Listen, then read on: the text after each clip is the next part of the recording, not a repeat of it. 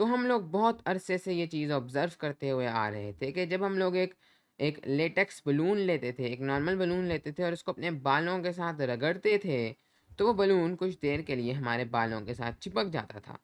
तो यहाँ पर क्या हो रहा था? तो यहाँ पर असल में हो ये रहा है कि हमारे जो बाल हैं, इस रगड़ की वजह से, इस फ्रिक्शन की वजह से इन बालों के अंदर से फ़ोर्सफुली इलेक्ट्रॉन्स निकल कर बलून में चले जाते हैं और इस वजह से हमारे पास जो बलून है, वो नेगेटिवली चार्ज्ड हो जाता है और हमारे पास जो बाल हैं, वो पॉज़िटिवली चार्ज्ड हो जाते हैं, कुछ इस तरीके से।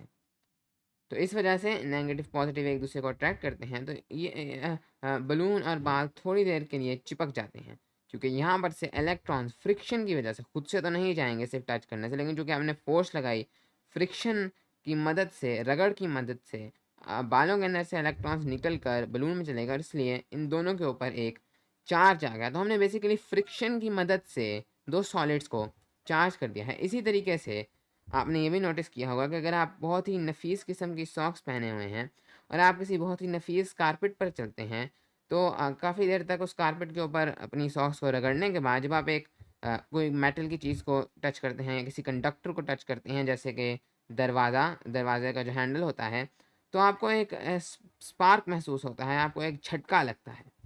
तो वहाँ पर असल में क्या होता है कि इस रगड़ की वजह से आपकी जो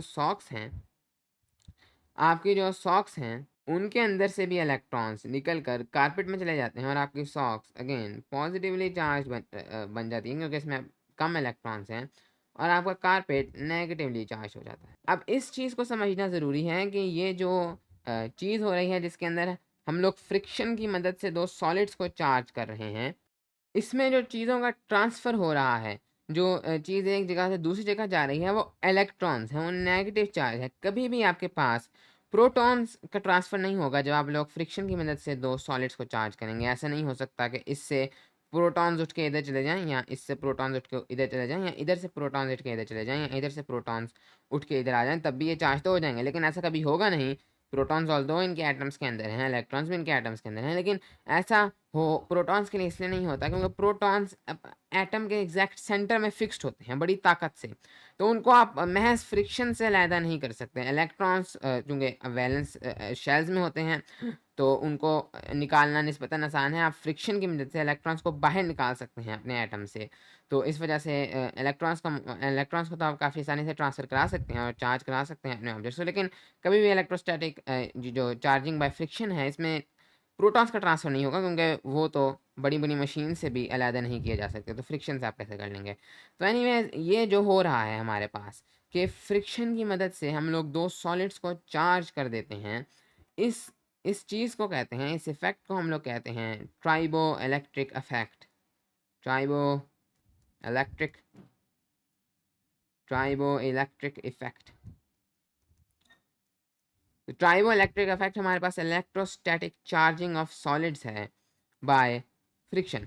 अब एक सवाल जो आपके ज़हन में आ रहा होगा वो ये होगा कि हमें कैसे कि यहाँ पर हमारे पास जब हमने गुब्बारे को हेयर्स के साथ रगड़ा, तो आखिर हेयर से इलेक्ट्रॉन्स गुब्बारे में क्यों गए? गुब्बारे से इलेक्ट्रॉन्स हेयर में क्यों आए? और बिल्कुल इसी तरह पर हमारी सॉक्स क्यों पॉजिटिव चार्ज हुई? सॉक्स से क्यों इलेक्ट्रॉन्स कारपेट में गए? उलट क्यों नहीं हुआ? कारपेट क्यों पॉजिटिवली चार्ज नहीं हुआ और सॉक्स क्यों नेगेटिवली चार्ज नहीं हुई? इसी तरीके से ये क्यों पॉजिटिवली चार्ज नहीं हुआ? ये क्यों नेगेटिवली चार्ज नहीं हुआ? हमें ये कैसे पता है कि ये हमारे पास नेगेटिव चार्ज है और ये हमारे पास पॉजिटिव चार्ज है? तो ये मैटर करता है मटेरियल की टेंडेंसी टू होल्ड इलेक्ट्रॉन्स। हमारे पास जो बलून है वो मेनली बना होता है नॉर्मल जो लेटेक्स बलून है, हवा वाला नहीं, जो आसमानों में उड़ जाता है वो वाला नहीं, जो आम बलून है वो वाला हमारे पास नॉर्मली जो है वो रबड़ का बना होता है। और हमारे बाल जो हैं वो बाल हैं, तो हमारे बाल के जो एटम्स होते हैं उनके पास इतनी ज़्यादा उनके पास चाहत ज़रूर है इलेक्ट्रॉन्स को होल्ड करने की, लेकिन वो चाहत कम है एज़ कम्पेयर टू रबड़। रबड़ ज़्यादा इलेक्ट्रॉन्स को चाहता है, तो इस वजह से फ्रिक्शन में रबड़ की ताकत ज़्यादा जो है वो बाजी ले जाती है और इलेक्ट्रॉन्स इस तरफ जाते हैं। ये ज़्यादा एक नेचुरल ऑब्जर्व्ड चीज़ है कि इलेक्ट्रॉन्स किस तरफ जाएँगे। और इसी तरीके से यहाँ पर हमारे पास जो सॉक्स हैं, वो उनमें इतनी ज़्यादा चाहत नहीं है एज़ कम्पेयर टू कार। तो यही मेन रीज़न है। अब आप कह सकते हैं हमें कैसे पता चलेगा हर बार कि कौन-सी 2 ऑब्जेक्ट्स को रगड़ने पर कौन-सा ऑब्जेक्ट पॉज़िटिव होगा, कौन-सा नेगेटिव? तो ये तो आप एक्सपेरिमेंट से ही पता चला सकते हैं और इसको आसान बनाने के लिए साइंसदानों ने ट्राइबो इलेक्ट्रिक सीरीज़ बनाई हैं, जो कि कुछ कॉमन मटेरियल्स के लिए आप यहाँ पर देख सकते हैं। इनको हमने अरेंज कर दिया है फ्रॉम टॉप टू बॉटम। जो मटेरियल सबसे ज़्यादा टॉप पर है वो सबसे कम इलेक्ट्रॉन्स को लेना चाहता है, यानी कि अगर हम लोग मतलब ऊपर वाला ज़्यादा पॉजिटिव, ऊपर वाले मटेरियल जो हैं वो ज़्यादा पॉजिटिव चार्ज होंगे, और नीचे वाले जो मटेरियल हैं वो बहुत ज़्यादा इलेक्ट्रॉन्स को लेना चाहते हैं, वो थोड़े नेगेटिव चार्ज होंगे। तो अगर आप दो मटेरियल्स को रब करते हैं तो आपने देखना है इस सीरीज़ में उनमें से कौन सा मटेरियल ऊपर है वो पॉजिटिव चार्ज होगा, और उनमें से कौन सा मटेरियल नीचे है वो नेगेटिव चार्ज होगा। हमने बालों को रगड़ा है गुब्बारे के साथ, गुब्बारा है हमारे पास रबड़, और बाल हैं हमारे पास ह्यूमन हेयर। तो हमारे पास ह्यूमन हेयर ऊपर है, इसका मतलब ह्यूमन हेयर पॉजिटिवली चार्ज होगा, और रबड़ नीचे है, इसका मतलब वो नेगेटिवली चार्ज होगा। हम अपनी सॉक्स को रगड़े हैं कारपेट के साथ। हमारी सॉक्स मेनली बनी होंगी, या तो आमतौर पे बनी होंगी आपके पास वूल की, या ज़्यादा से ज़्यादा आपके पास बनी होगी कॉटन की।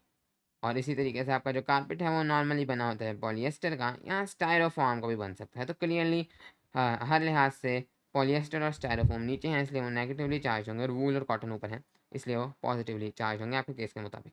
अब ना वीडियो को ख़त्म करने से पहले एक आखिरी चीज़ मैं आपको बता दूंगा कि ये जो ट्राइबो इलेक्ट्रिक इफेक्ट है, आप इसको ट्राइबो इलेक्ट्रिक सीरीज़, ये एक सिंप्लीफाइड सीरीज़ है, सारे मटेरियल्स की तो ज़ाहिर नहीं है, दुनिया में बहुत सारे मटेरियल्स हैं, लेकिन जो ट्राइबो इलेक्ट्रिक इफेक्ट है इसके ज़रिए से जब हम ऑब्जेक्ट्स को चार्ज करते हैं तो ये नॉर्मली हम लोग यूज़ करते हैं इंसुलेटर्स के लिए, फॉर इंसुलेटर्स। यानी कि इसी तरह आप इस सीरीज़ में भी देख सकते हैं हम लोगों ने सिर्फ इंसुलेटर्स लिखे हैं। हम लोग जब भी इंसुलेटर्स को चार्ज करना हो हम लोग ट्राइबो इलेक्ट्रिक इफेक्ट को यूज़ करते हैं। कंडक्टर्स को चार्ज करने के लिए हम लोग ट्राइबो इलेक्ट्रिक इफेक्ट का सहारा नहीं लेते, हम लोग और तरीकों को देखते हैं जिनको हम अगली वीडियो में देखेंगे भी। और इसका रीज़न ये है कि ऑल्दो आप कंडक्टर्स को भी इस तरह से चार्ज ज़रूर कर सकते हैं, इसमें कोई मसला नहीं, इलेक्ट्रॉन्स ट्रांसफ़र तो हो जाएंगे, लेकिन मसला ये है कि कंडक्टर्स को चार्ज करना बहुत मुश्किल इसलिए है कि कंडक्टर्स चूँकि चार्ज को कंडक्ट करते हैं तो वो बहुत जल्दी चार्ज को लूज़ कर देते हैं।